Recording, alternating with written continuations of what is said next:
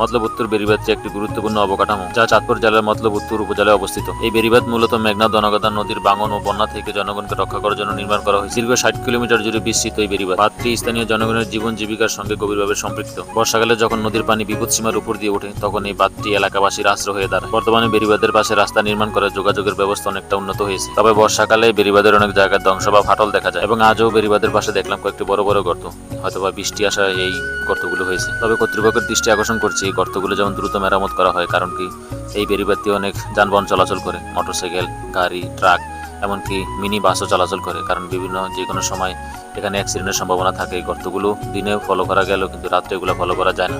যেমন কিছুদিন আগে আমার এক বন্ধুর একটি সাইকেল পড়ে গেছে এই গর্তে, পরে ওর হাত ভেঙে গেছে। তবে কিছু মানুষের সতর্কতার কারণে এই অ্যাক্সিডেন্টগুলো হয় না। আমি বিভিন্ন জায়গায় দেখলাম আজকে যে বিভিন্ন গর্তের উপরে মানুষ লাল নিশান দিয়ে দিছে যাতে এটা ফলো করা যায়, কিন্তু অনেক সময় এগুলো ফলো করা যায় না। কিছু কিছু গর্ত দেখলাম অনেক বড়। আর এই বেড়িবাঁধটি শিশু কিশোরীদের খেলাধুলার স্থান হিসেবে ব্যবহৃত হয়।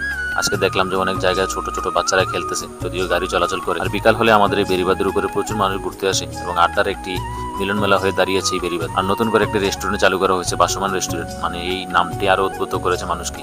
মানুষ শুনলেই মনে হয় একটু আচমকা লাগে, তাই সেজন্য মানুষ ঘুরতেও আসে প্রচুর বিকাল হলে দেখা যায়। আরো একটি মজার বিষয় হচ্ছে যে বেড়িবাঁধের পাশে দাঁড়িয়ে মানুষ নদীতে মাছ ধরে। পরিশেষে বলবো এই বাঁধ শুধু একটি কাঠামো নয়, মতলববাসীর আত্মার অংশ। সবার জন্য দোয়া এবং ভালোবাসা রইল এবং আমার জন্য দোয়া করবেন। আপনারাও সুস্থ থাকুন। ভিডিওটি কেমন লাগলো? ভালো লাগলে একটি লাইক করে দিবেন, একটি কমেন্ট করে যাবেন।